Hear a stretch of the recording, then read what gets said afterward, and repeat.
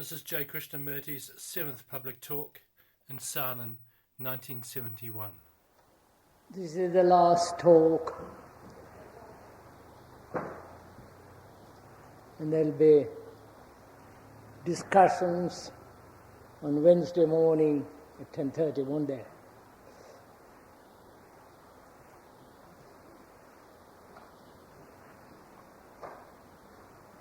You know, we've been talking about the various contradictory state of the world, outside our skin, as it were. The refugees, their torture, and the horrors of war, poverty, the national division and the religious separations of people, and the economic and social injustice. It is not merely verbal statements, but actual facts of what is going on in the world. Violence, terrible mess,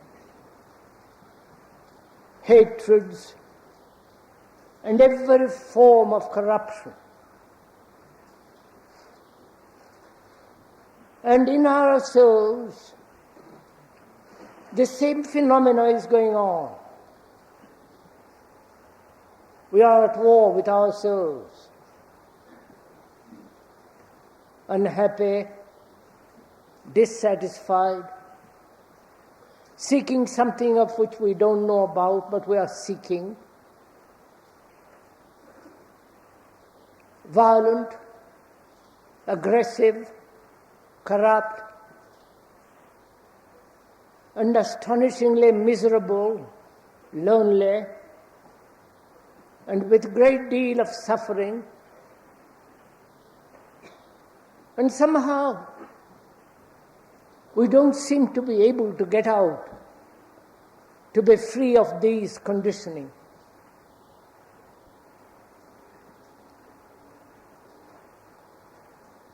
We have tried every form of behavioral therapy,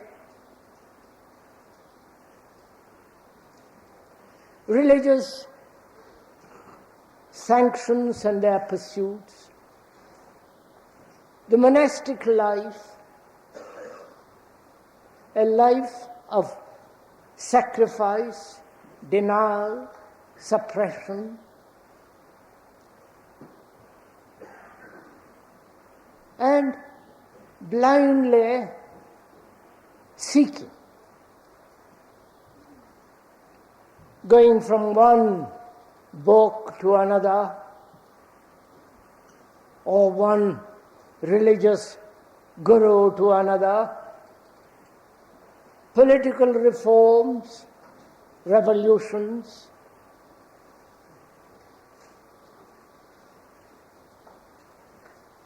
We have tried so many things,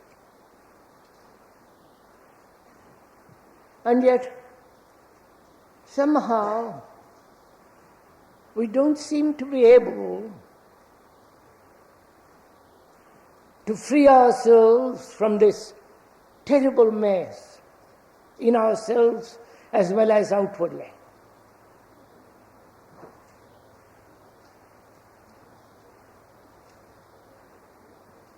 And we follow the latest guru who offers some system, panacea, some way to crawl out of our own misery.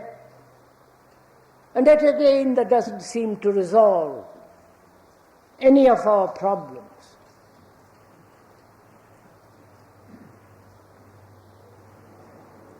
And I think the average person here asks, I know I am all this, caught in a trap of civilization,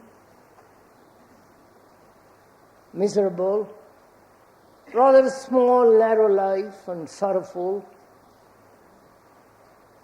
I've tried this and that, but somehow all this chaos is in me still.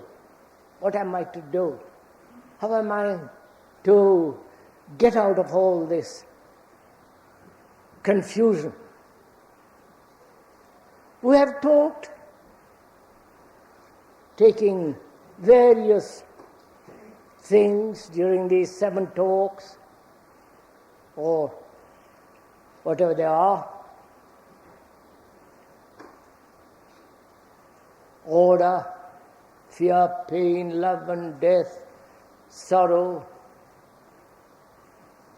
And at the end of the day, at the end of these meetings, for most of us,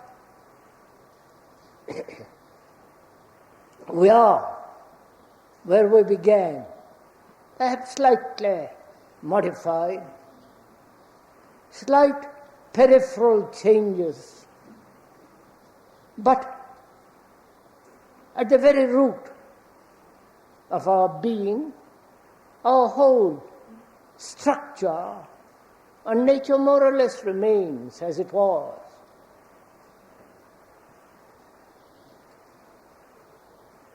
And how is all that to be really jolted, break out, so that when we do leave this place at least for one day, 1 hour, there'll be something totally new. A life that is really has significance, has a meaning, has depth and width. I would like, if I may, this morning, rather lovely morning, I don't know if you have noticed the hills, the mountains, the river, and the lengthening shadows of the morning, and the pine trees dark against the blue sky, and those extraordinary hills full of light and shade.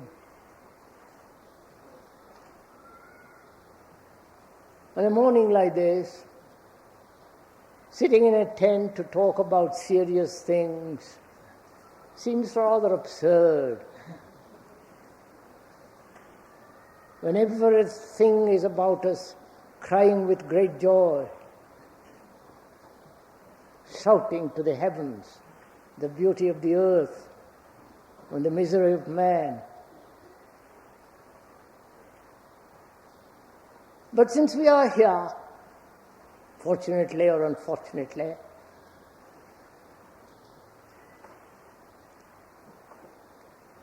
I would like this morning to approach the whole problem in a different way.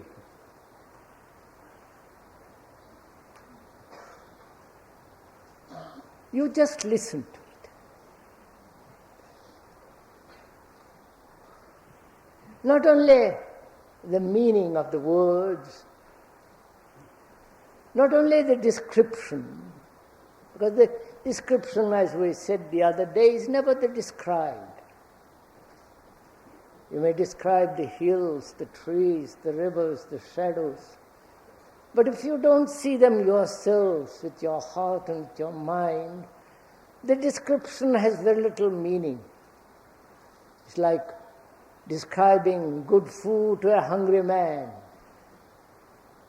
He must have food, and not just words and smell of words. Don't quite know how to put it, all this, differently. I'm going to try.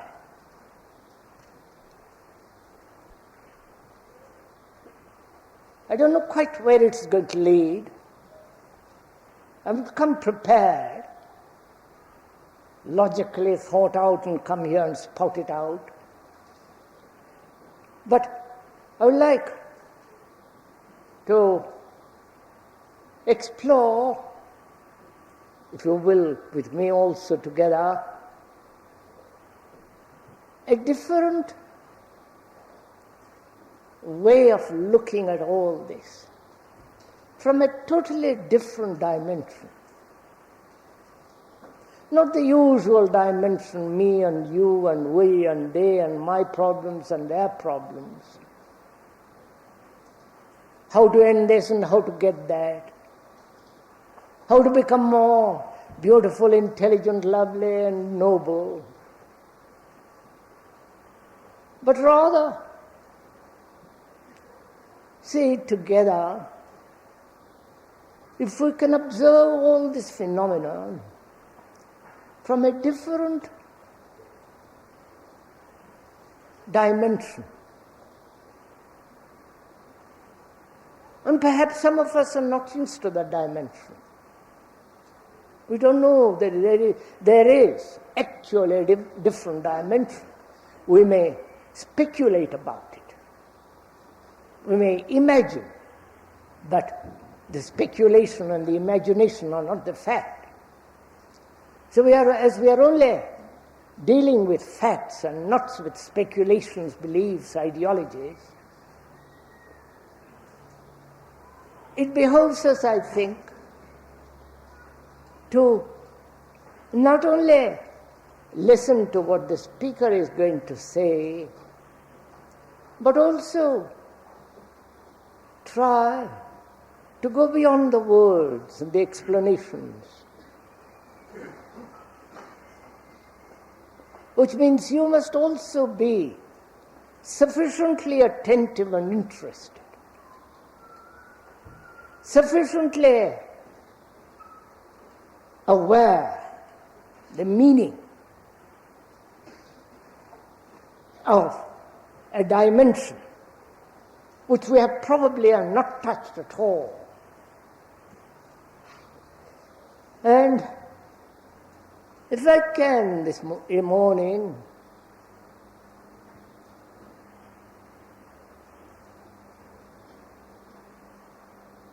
a look at that dimension, not with my eyes, but the eyes of objective intelligence and beauty and interest.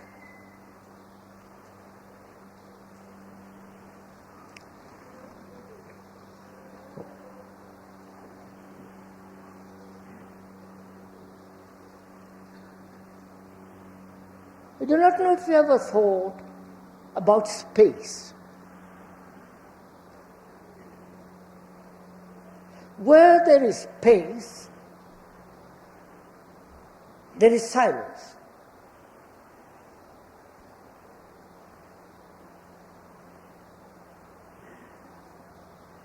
Not the space created by thought,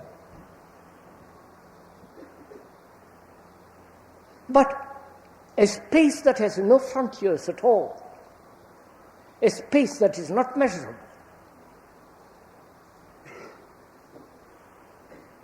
That cannot be connived at, put together.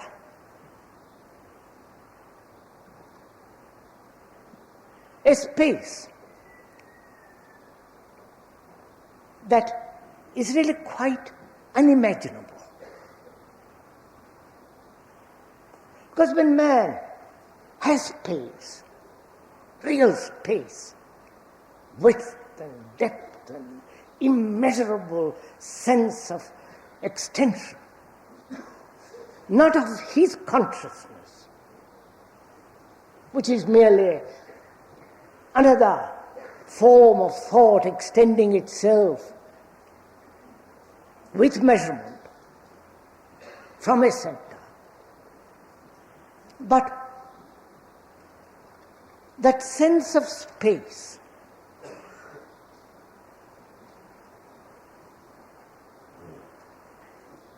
which is not conceived by thought, Now, when there is that kind of space, there is absolute silence.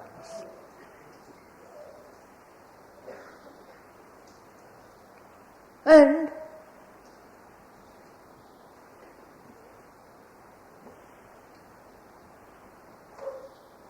with the overcrowding of cities, the noise, the contradictory preachers and gurus,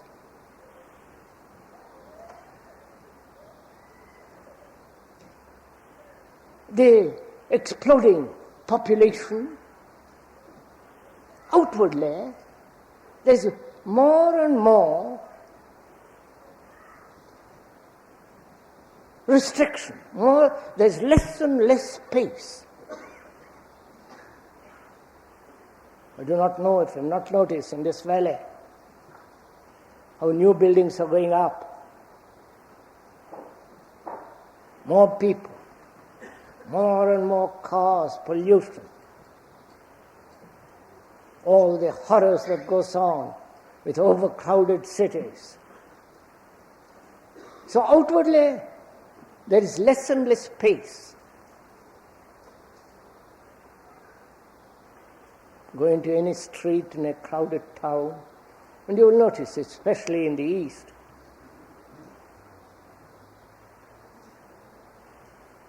go there, and you will see thousands of people sleeping on the pavement, overcrowded, living on the pavement. And take any big town, New York, London, or what you will, Paris. There is hardly space. The houses are small.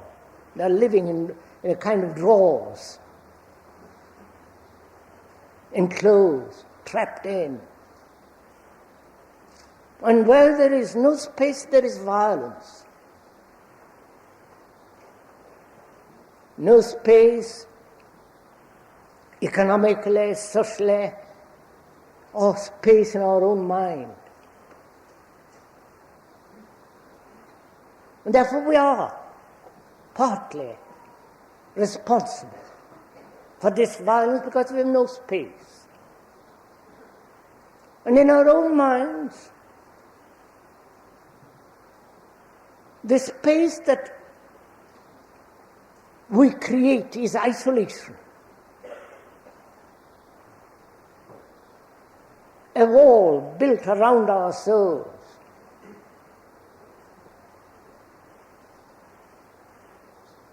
Please do observe this in yourself, not because the speaker is talking about it, just observe it.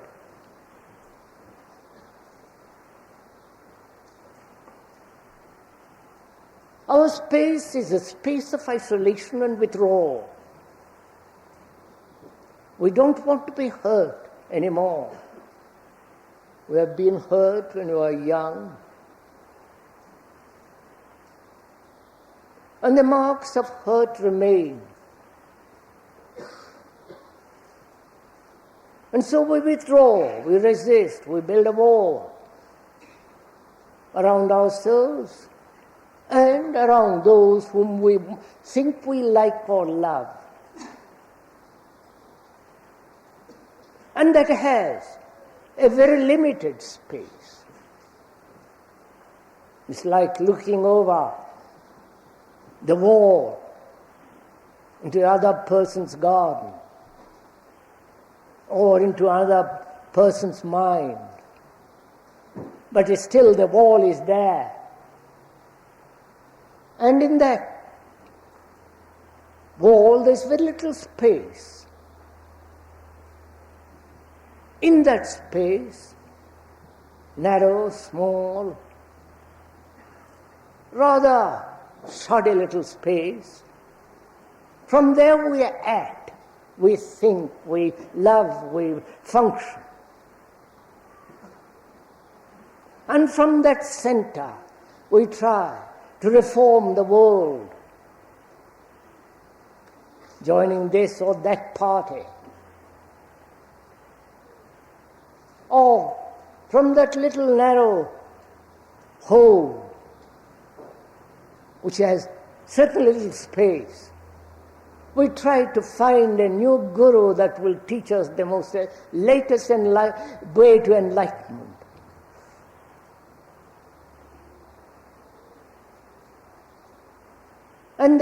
And our minds, crowded with knowledge,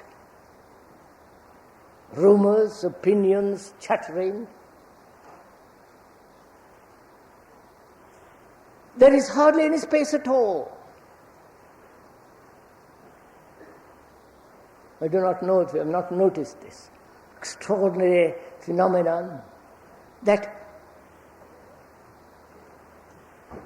the longer we live in observation and awareness, not just live in earning money and putting away a little bank account, all the sex and this and that, which is part of life. But if one has been observant, aware of the things around one and in oneself, one must have noticed what a little space one has, how crowded it is in ourselves. Please watch it in yourself.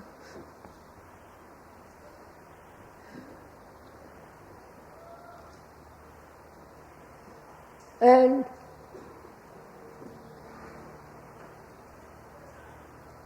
how is one, being isolated in that little space with enormous thick walls of resistance, of ideas and of aggression, how is one to have space that is really immeasurable? As we said the other day, thought is measurable. Thought is measured.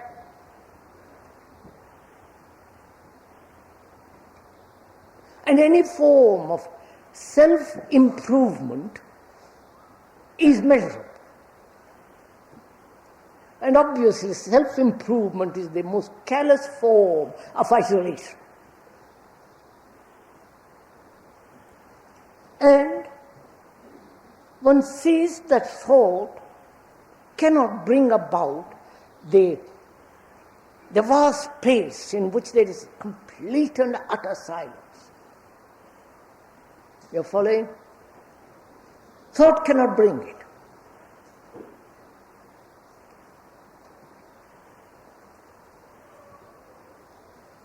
Thought can only progress, evolve in ratio to the end it projects, which is measurable.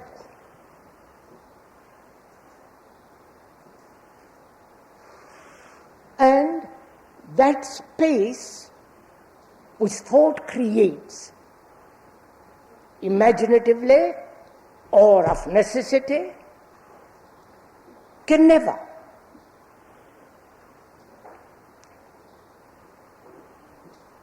enter or come into a dimension in which there is space which is not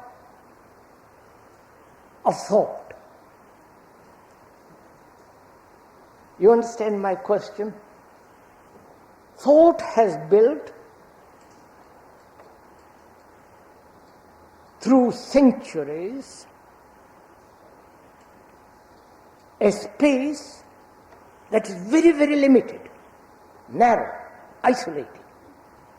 And because of this very isolation, narrowness, it creates division.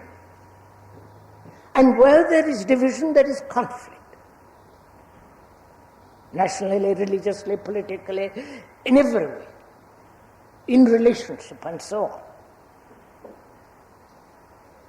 That conflict is measured.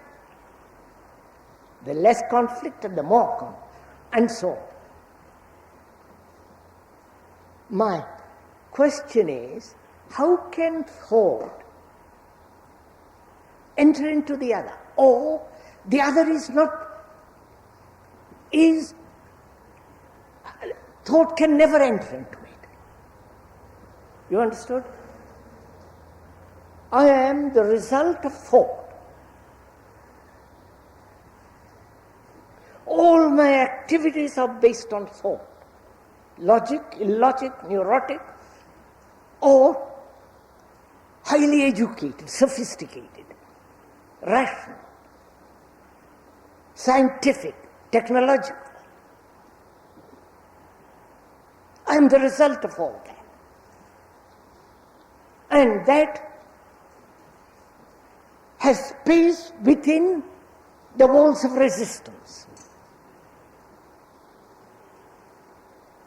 Now, how is the mind to change all that and discover something which is a totally different dimension? You've understood my question? Are we meeting each other?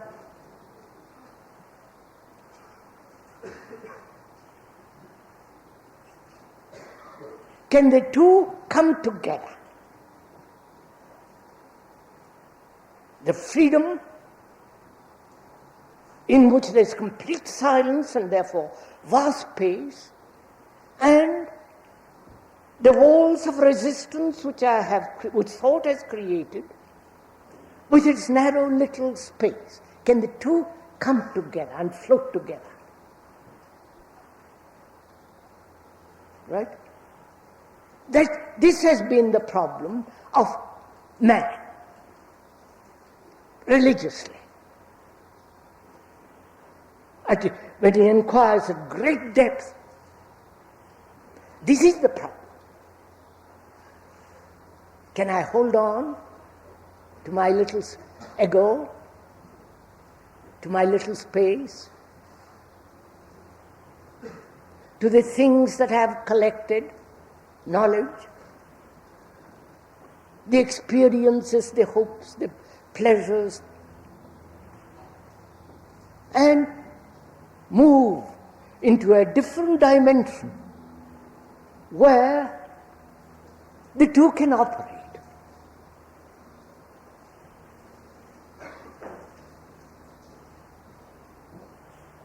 I want to sit at the right hand of God, and yet I want to be free of God.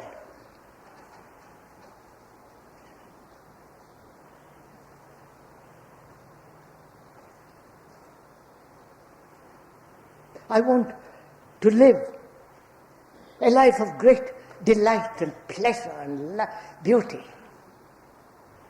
And yet I want to have joy which is not measurable, which cannot be caught by thought. You follow? I want pleasure and joy. I know the movement of pleasure, the demands of pleasure, the pursuit of pleasure, with all its fears, travails, sorrow, agony, anxiety. And also I know that joy which is totally uninvited,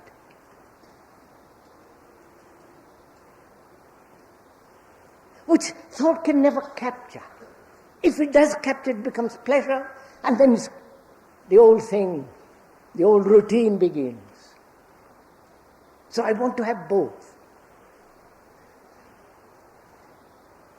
The things of the world and the other world. I think this is what is the problem with most of us.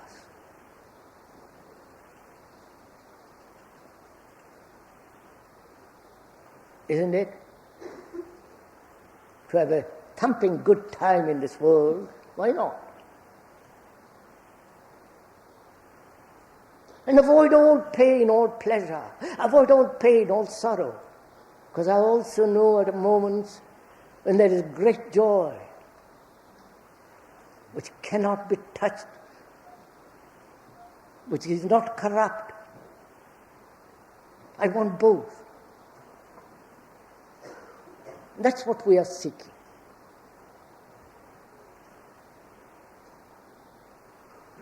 Carry all our burden and yet seeking freedom.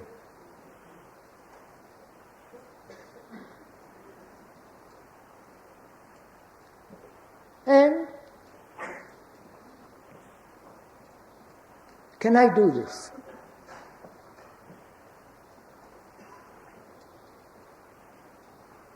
Can I, through will? You understand what we said the other day about will? Will has nothing whatsoever to do with what is. Will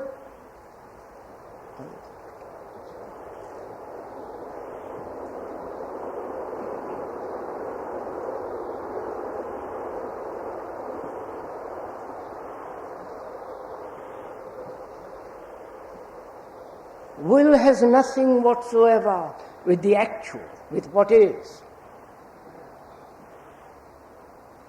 But will is the expression of desire as me.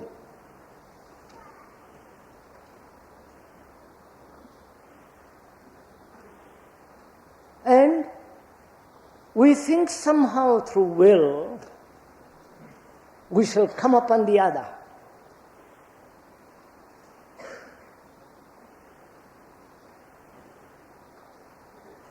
And so we say to ourselves, I must control thought. I must discipline thought. When the I says I must control, I must discipline thought, it is still thought.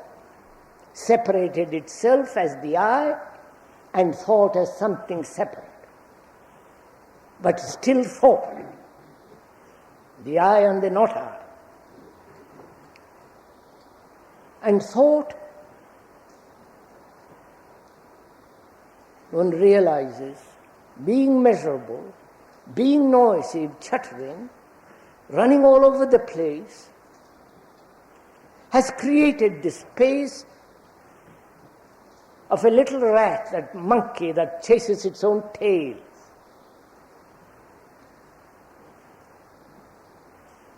So one says, how am I, how is thought to become quiet? Because thought has created the technological world and the world of chaos. The world of war, the national divisions, the religious separations. Thought has brought about misery, confusion, sorrow. Thought is time. So time is sorrow. And one sees all this. If you have gone very, very, very deeply. Not at the instruction of another, but merely observing this in the world and in yourself. Then the question arises, can thought be completely silent and only function when necessary? You follow? When necessary, when it has used knowledge, technology, going to the office, talking, and all the rest of it. And the rest of the time, absolutely quiet. As more there is that space and silence, the more it can function logically, sanely, healthily, with knowledge. Otherwise, knowledge becomes an end in itself and brings about chaos. Are you following all that? not agreeing with me. You see it yourself. So the question is,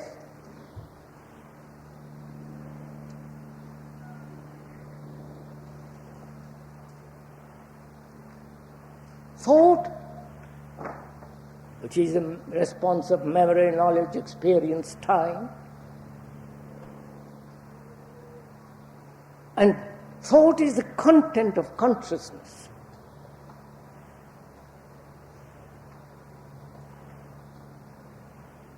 Knowing thought must function with knowledge, and it can only function with highest intelligence only when there is space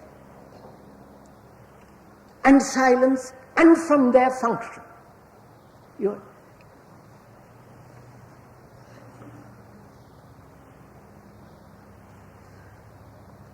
Am I make myself clear? Have I, sir? Do tell me. Encourage me, will you? No, I don't want your encouragement, sorry.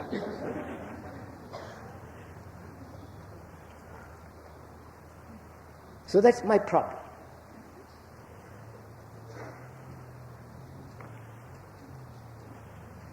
That is, there must be vast space and silence, because when there is that space and silence, beauty comes, love there is.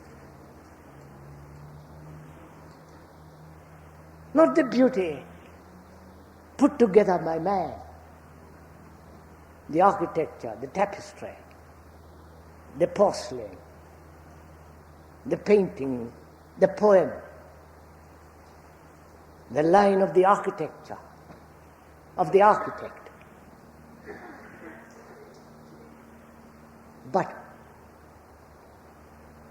that sense of beauty, of vast space and silence, and yet thought must act, function. One can't, there is no living there and then coming down. So that's my problem.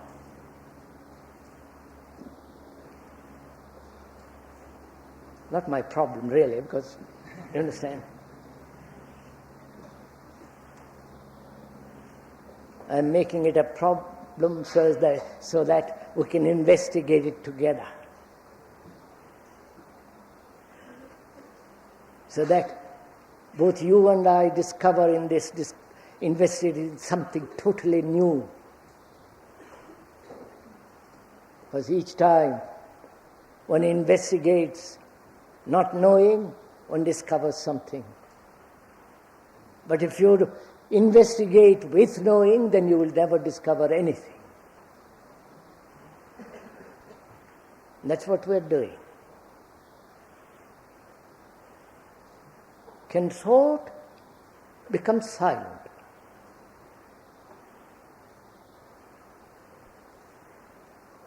And can that thought, which must function in the field of knowledge, totally, completely, objectively, sanely, healthily, rationally, can that thought end itself?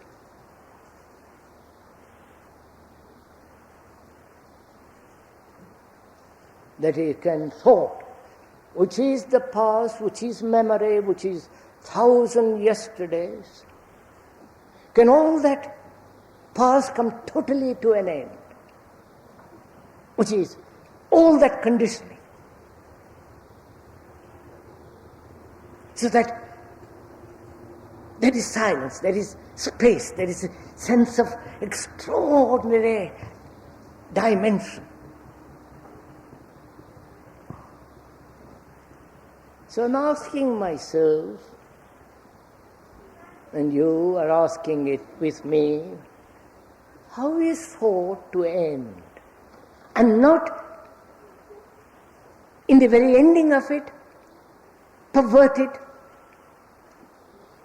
and go off into some imaginative state and become rather lopsided, neurotic and vague.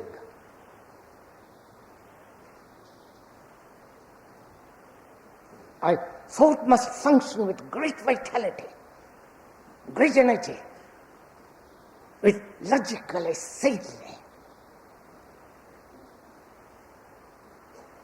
And so I'm asking, how is that thought which must function and at the same time be completely motionless? You got it? You got my question? You have understood my question, right, sir? This has been a problem of every serious religious man. Not the man who belongs to some sect, whether Christian, Hindu, Buddhist, whatever it is, which are based on organized belief and propaganda and therefore not a religion at all. This has been the problem. As one digs very, very, very deeply,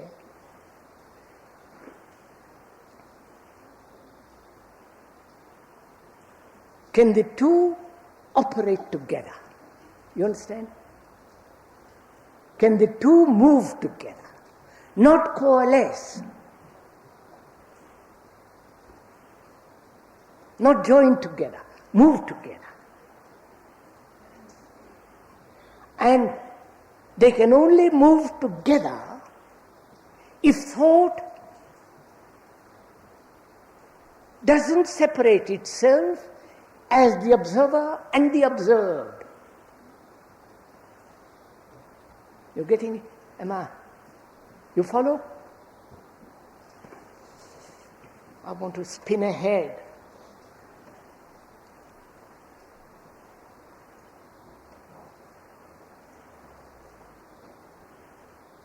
You see, life is a movement in relationship, constantly moving, changing.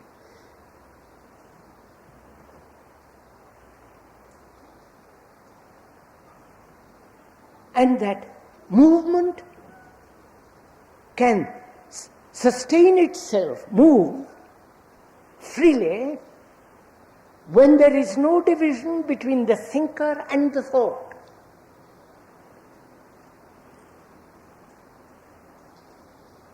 That is, when the thought doesn't divide itself as the me and the not me.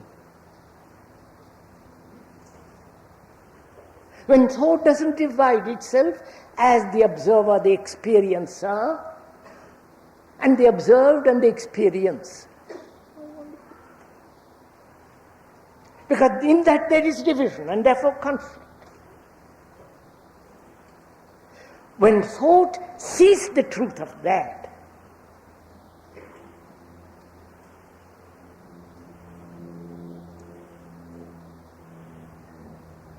then it is not seeking experience.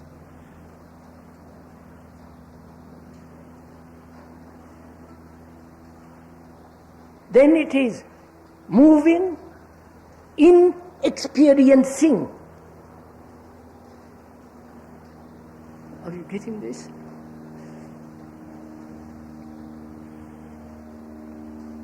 Aren't you doing this now?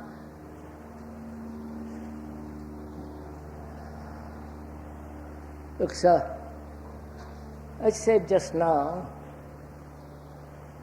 thought with all the knowledge, always accumulating, is a living thing, not a dead thing. Therefore, the vast space can move together with thought. And when the thought separates itself as the thinker, as the experiencer, then the experiencer, the observer, the thinker becomes the past. And therefore there is a division and conflict, and the past which is stationary, right? And therefore cannot move. Are you getting this? Am I talking to myself? Or are we sharing this together?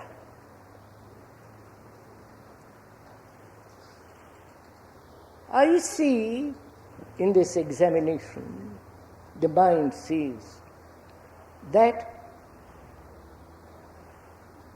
where there is division in thought, movement is not possible.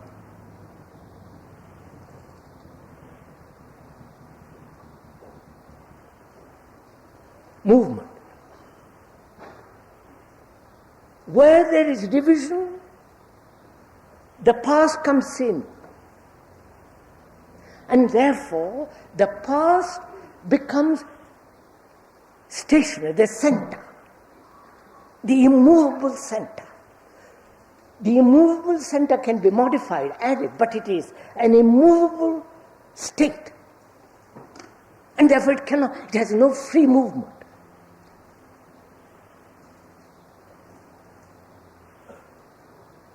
So my next question is, to myself and therefore to you,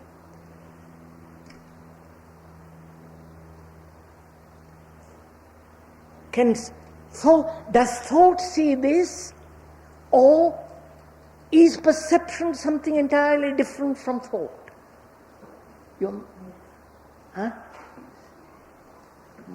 Okay, I can't meet people.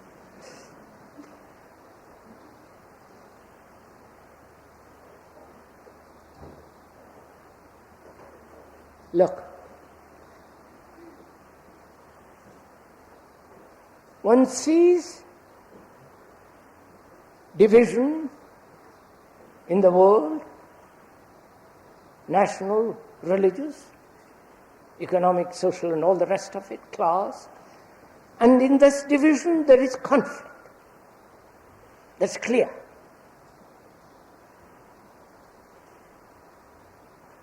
And just listen to this, I've got it. And when there is division in myself, fragmentation,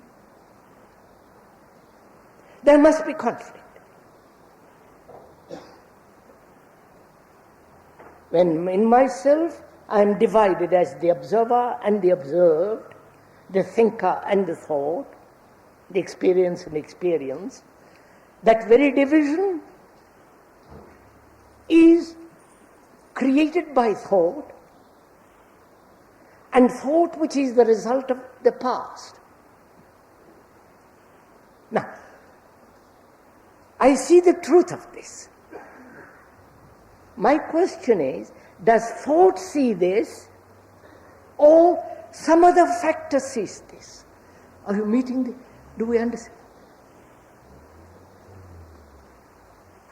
When I say, I see this, the truth of it, does thought see the truth, or some other factor sees the truth?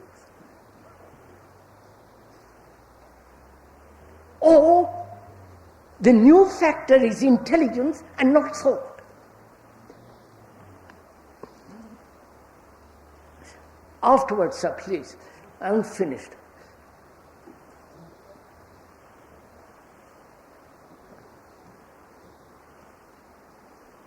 Now, what is the relationship between thought and intelligence? You understand my question? I'm terribly interested in this. Personally, you can come with me or not. I'm really, this is extraordinary going to this.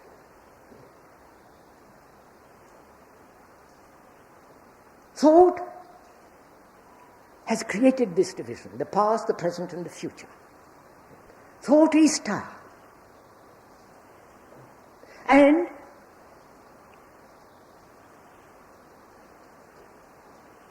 thought says to itself, I see this division outwardly and inwardly. And I see this division is the factor of conflict. And is not capable to go beyond it. Therefore it says, I am where I began. I've left, I am still with my conflicts. Because thought says, I see the truth of division and conflict. Now, does thought see that, or a new factor of intelligence sees that? Right?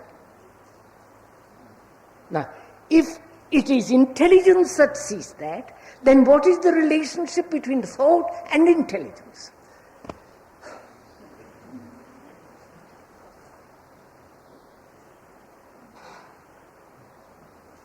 Is intelligence personal? Is intelligence the result of book knowledge, logic, living, experience? Or is intelligence the freedom from the division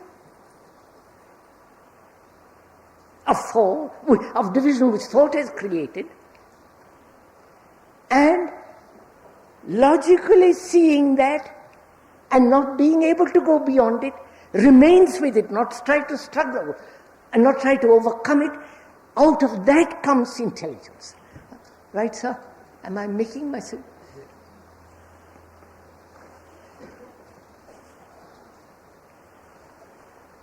See, we are asking, what is intelligence? Is intelligence cultivable? Is intelligence innate?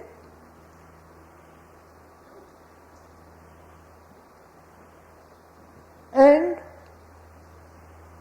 does thought see the truth of conflict, division and all the rest of it? Or it is the quality of mind, I've got it, it is the quality of mind that it sees the fact and is completely quiet with the fact.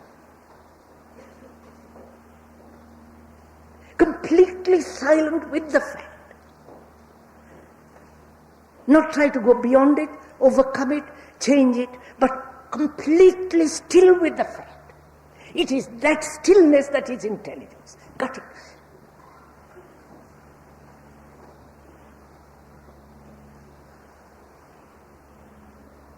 So intelligence is not thought. Intelligence is this silence.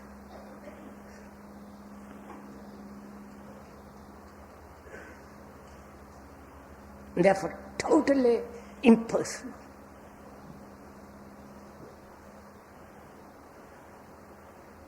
Doesn't belong to any group, to any person, to any race, to any culture. So, I have found, mind has found, that where there is silence, not put together by thought and discipline, practice and all that terrible horror, but seeing that thought cannot possibly go beyond itself, because thought is the result of the past, and where the past is functioning, it must create division, and therefore conflict, sorrow, and all the rest of it. Seeing that, and remaining completely still with that.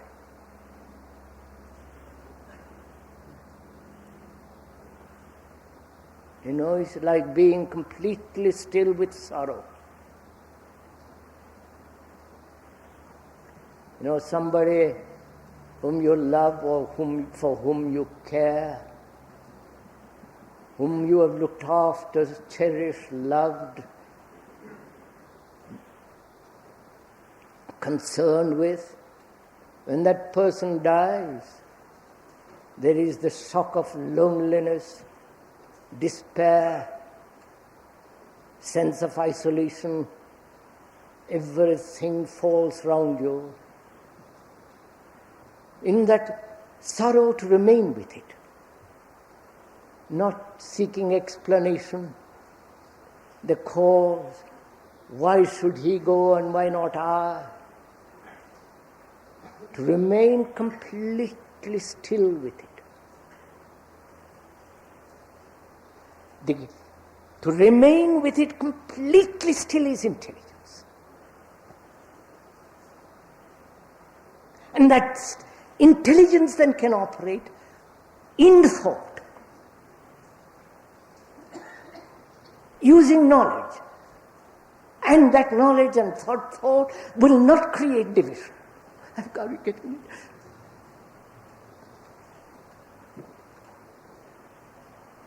So the question arises from that, how is the mind, your mind, which is so endlessly chattering, listen to this, please listen to it, which is so endlessly bourgeois,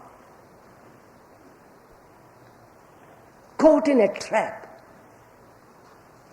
struggling, seeking, going after the masters and, gurus and disciplining. How is that mind to be completely still?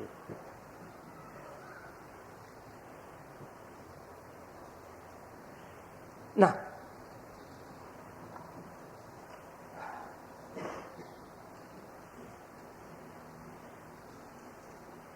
harmony is stillness.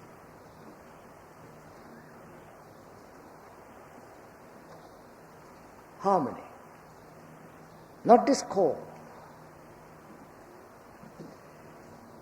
Harmony between the body, the heart and the mind. Complete harmony. That means the body, your body, must not be imposed upon by the mind. Disciplined by the mind. Disciplined by the mind when it likes certain kind of food, tobacco, drugs, you follow? The excitement of all that. Being controlled by the mind. Then it is an imposition. Whereas the body, and it is sensitive, alive, has its own intelligence. Not spoiled. One must have such a body. Terribly alive, sensitive, active. Not drugged. And also, one must have a heart. You understand? Not excitement. Not sentiment. Not emotion. Not enthusiasm, but that sense of fullness, depth, quality, vigor, that can only when there is love. And a mind that has immense peace.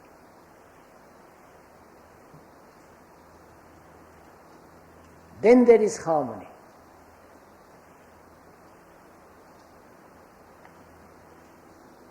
Now, how is the mind, listen to this, to come upon this?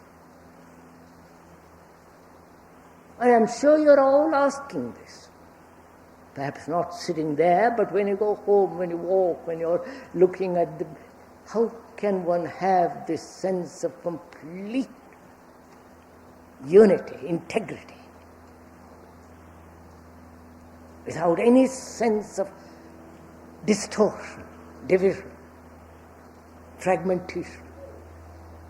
The body, the heart, and the mind.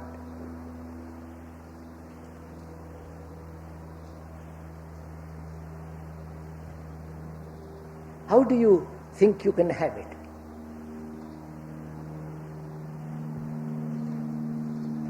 Now, you see the fact of this, don't you? Huh? You see the truth of it, that you must have a complete harmony in yourself, mind, the heart, the body. It's like having clear window, unspotted, without any scratch, unsullied.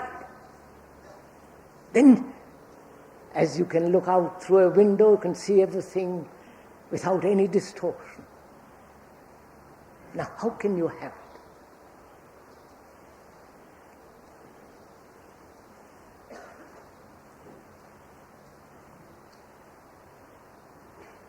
Now, who sees this truth? You're following? Who sees the truth that there must be this harmony, complete harmony? As we said, when there is harmony, there is silence. When one of the three becomes distorted, there is trouble. There is noise. But when the mind, the heart, and the organ are completely in harmony, there is silence. Now, who sees this fact? You understand my question? Do you see it as an idea, as a theory, as something you should have? If you do, then it is all the function of thought. Then you will say, tell me what the system, what kind of system I must have to get this.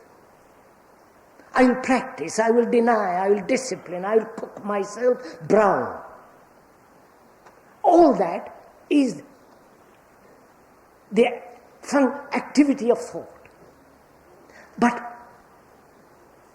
when you see the truth of this, the truth, not what should be, when you see that is the fact, it is so, then it is intelligence that sees it. Therefore it is intelligence that will function to, and therefore bring about this state. You get it? Not thought. I can't do any more.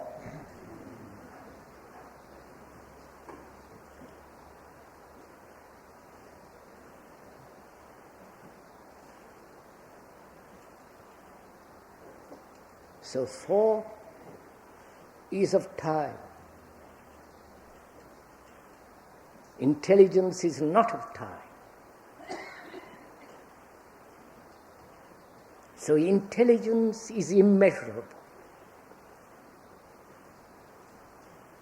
Not the scientific intelligence, not the intelligence of a technician, not the intelligence of a housewife, not the intelligence of a man who knows a tremendous lot. That's all within the field of thought and knowledge.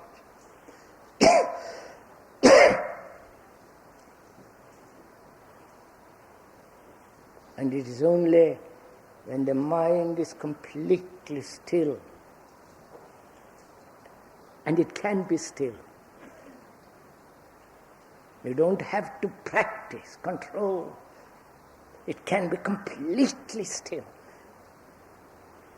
And when it is, there is harmony, there is vast space and silence. And it is only then the immeasurable is.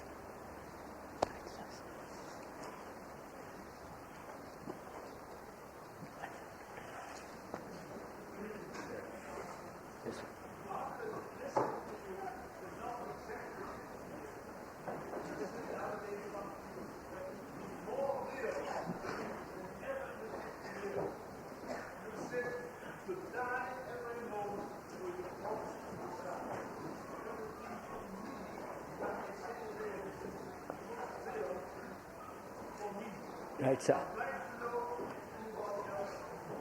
Yes, I understand. Let them go, sir. I understand the question. I'll repeat the question. And all the people who are in a hurry, go.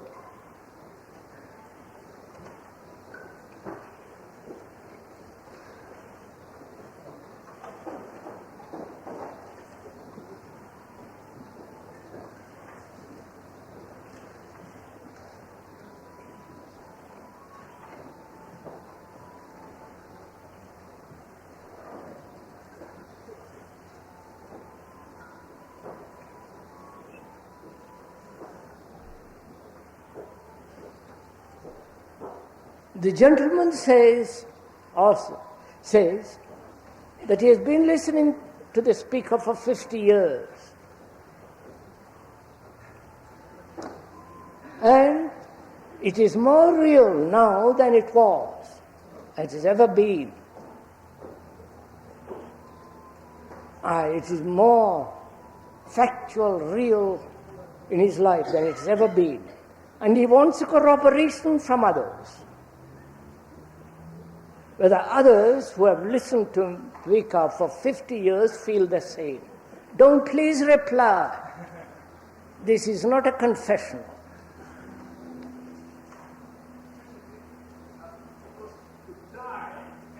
Yes, to die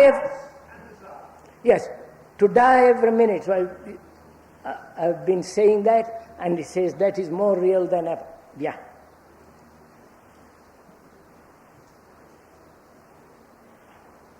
Must you listen to the speaker for 50 years?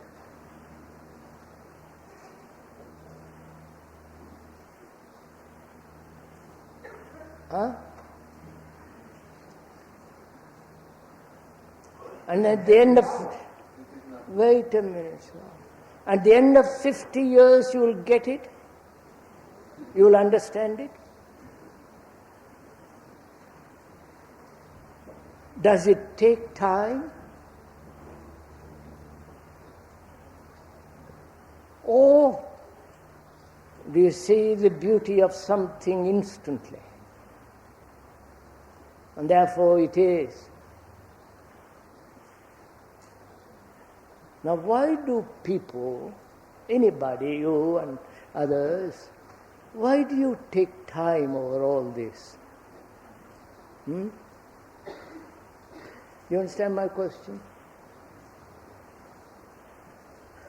Why must you have many years to understand a very simple thing? And it is very simple, I assure you. It becomes complex in explanation. But the fact is extraordinarily simple. Why doesn't one see that simplicity and the truth and the beauty of it instantly? And therefore the whole phenomena of life changes. Why? Is it we are so heavily conditioned? And if you are so heavily conditioned, can't you see that conditioning instantly? Or must you peel it off like an onion, layer after layer?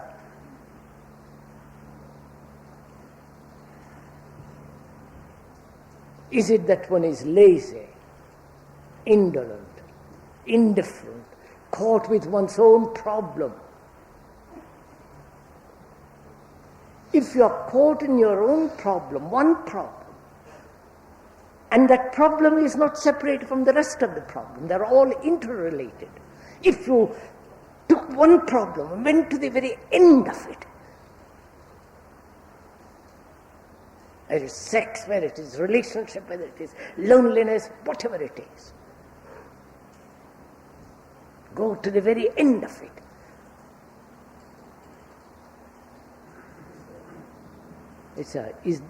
And because you can't do it, therefore you have to listen to somebody for 50 years?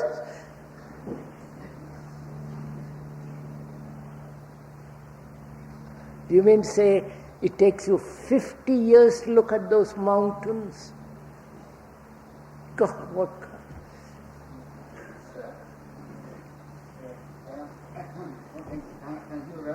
No, sir, just ask.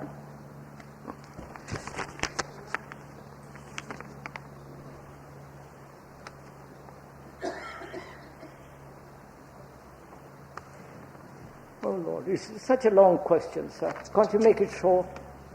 Yeah, the question of imagination. Yes, the questioner says, I know many persons who through practicing Hatha yoga, only betray themselves. They live obviously in imagination.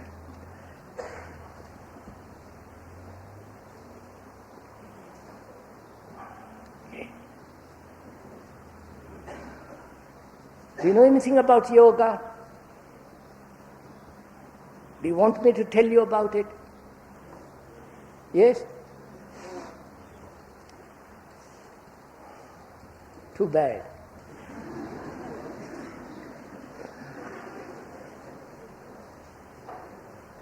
I was told Hatha Yoga and all the complications of it, I'll go into it briefly, was invented about 3,000 years ago. I was told, I haven't read it. I was told by a man who has studied the whole thing very carefully. At that time, the rulers of the land had to keep their brains and their thought very clear. And so they chewed some kind of leaf from the Himalayan mountains. Don't search for it, it's dead.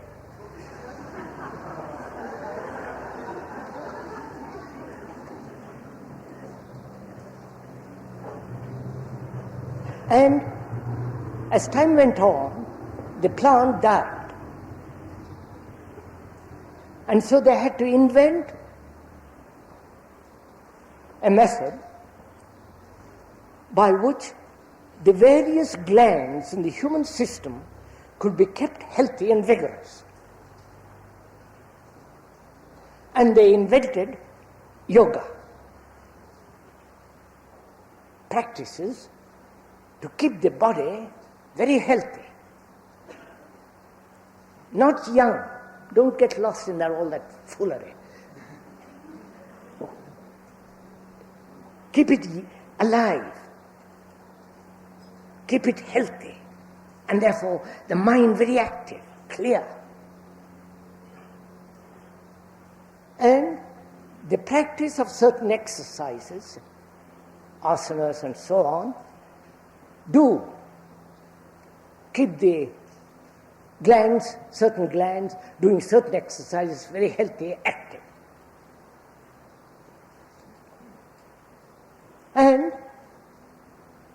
they also found that right kind of breathing, inhalation, breathing, helps. Not to achieve enlightenment, but to keep the mind, the brain cells supplied with sufficient air so that it can function. Then came along all the exploiters, say if you do all these things then you will get, you'll have a quiet, silent mind. Their silence is the silence of thought, which is corruption and therefore death.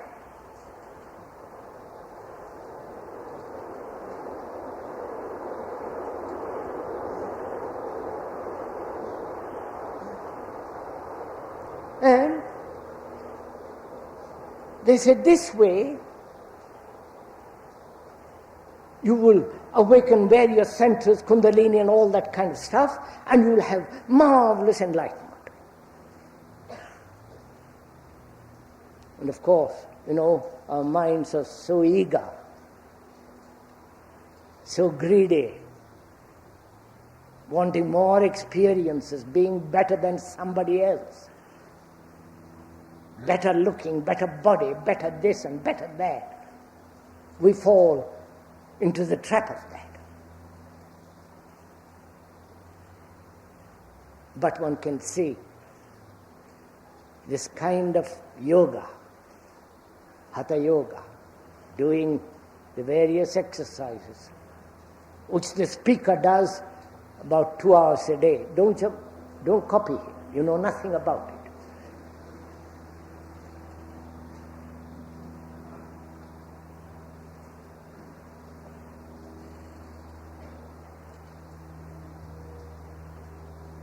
See, when one has imagination,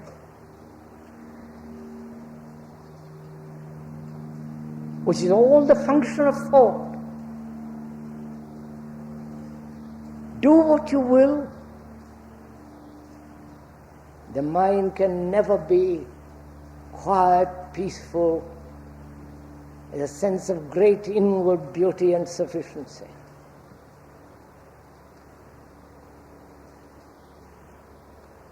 Right, sir. Where in this harmonious, integrated state, when the mind functions strictly in technological areas, is there then the separation between the observer and the observed? When there is complete harmony, Harmony exists, integration exists, striving. And the mind must function strictly in a technological realm.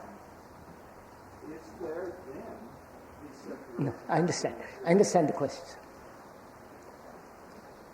When there is, questioner asks, when there is this sense of harmony,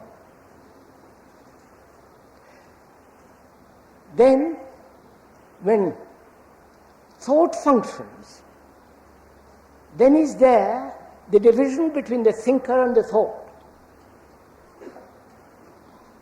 What do you think? You understand the question? When there is complete harmony, not harmony imaginative, all the rest of it, real. The body, the heart and the mind completely harmonious, integrated, not fragmentary. No one to integrate it. The word integration, rather difficult. Then, when there is that sense of intelligence, which is harmony, that intelligence using thought, then will there be the observer and the observed, the division? Obviously not. Right? When there is no harmony, then there is fragmentation, when there is disharmony, then thought creates the division as the me and the not me, the observer and the observed. See, this is so simple. Right? In that time for me to stop.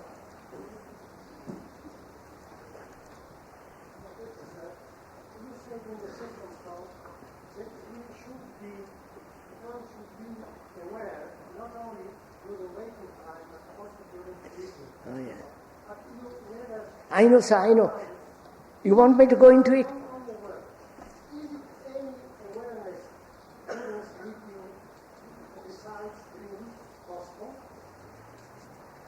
It's now 10 to 12. This is the last question. The questioner says, at your second talk, he remembers I don't. At your second talk you said,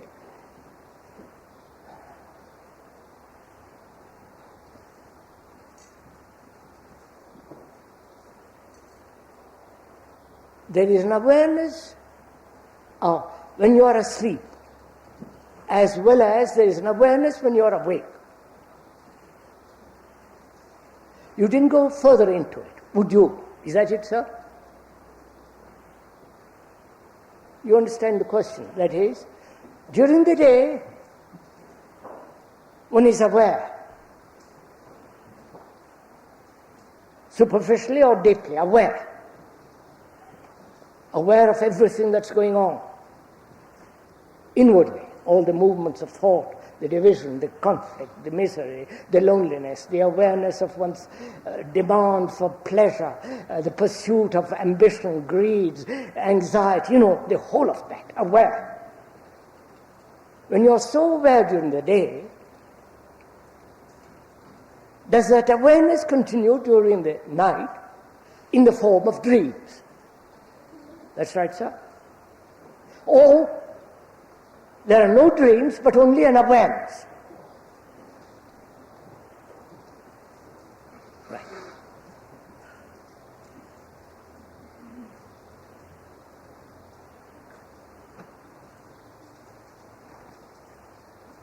Now, am I, during the day, please listen to me, am I, are you, aware during the day, every movement of thought?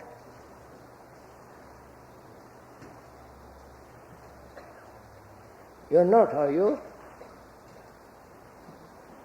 Be honest, be simple. You're not. We are aware in patches. I'm aware for 2 minutes, and then a great blank, and again a few minutes later, or half an hour later, I say, by Jove, I've forgot myself, pick up again.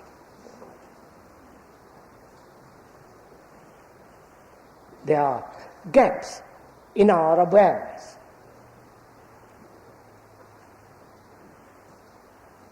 We are never aware continuously.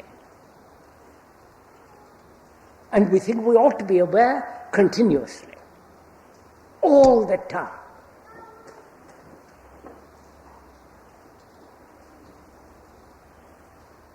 Now, first of all, there are great spaces between awareness. Isn't that?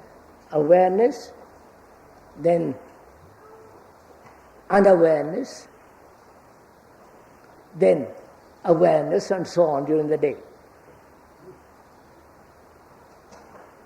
Which is important.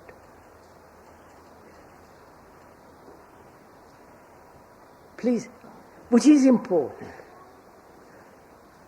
The awareness for a few minutes, and the non-awareness and awareness, and the continuity of awareness, which is important.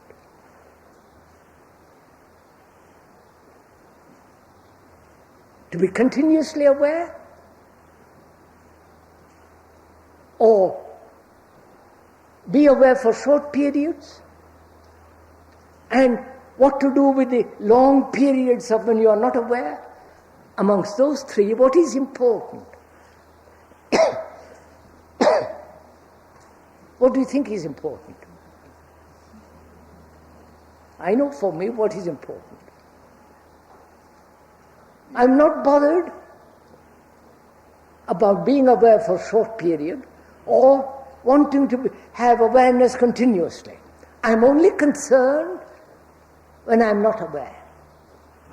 You understand? That's my question. You understand my... When I'm inattentive, I said, now, I'm very interested, not when I'm aware, but why am I inattentive? And what am I to do about that inattention, unawareness? That's my problem. Not to have constant awareness. That's, you'll go cuckoo. Unless you are really gone into this very, very, very deeply. So my concern is, why am I inattentive? And what happens in that period of inattention? That's you understand? I know what happens when I am aware. When I'm aware, nothing happens.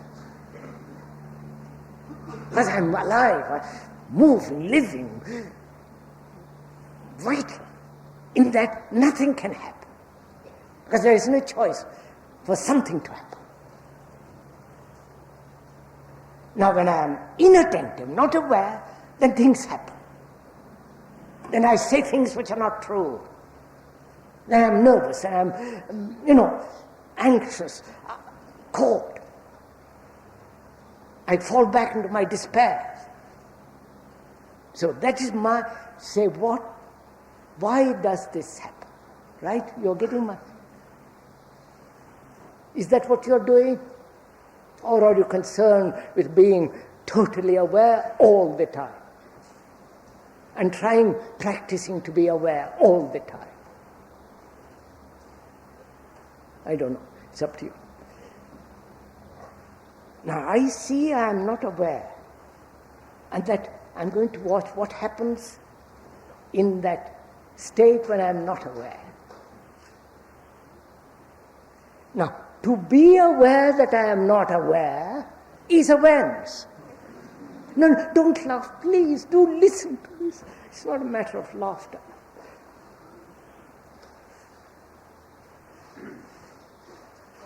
To know, I know when I am aware. When there is an awareness, it is something entirely different. And I know when I am not aware. I get nervous, I twitch my hands, and cry, frown, do all kinds of stupid things.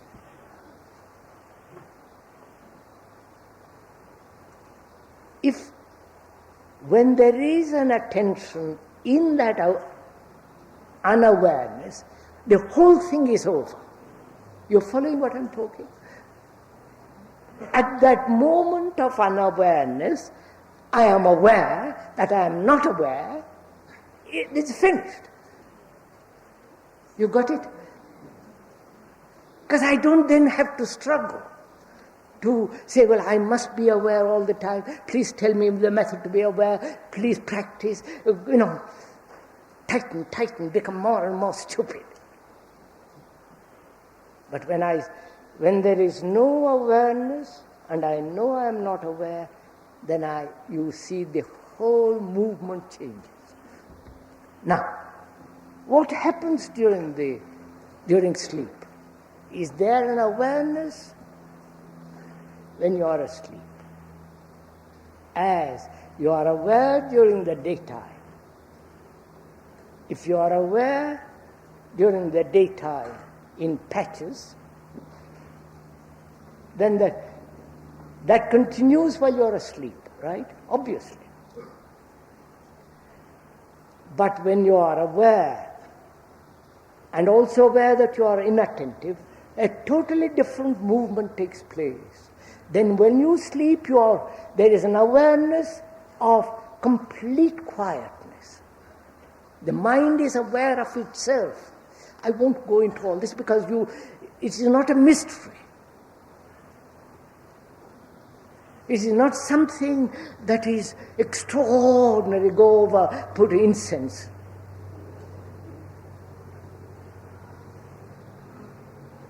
See, the mind, when it is aware during the day, deeply,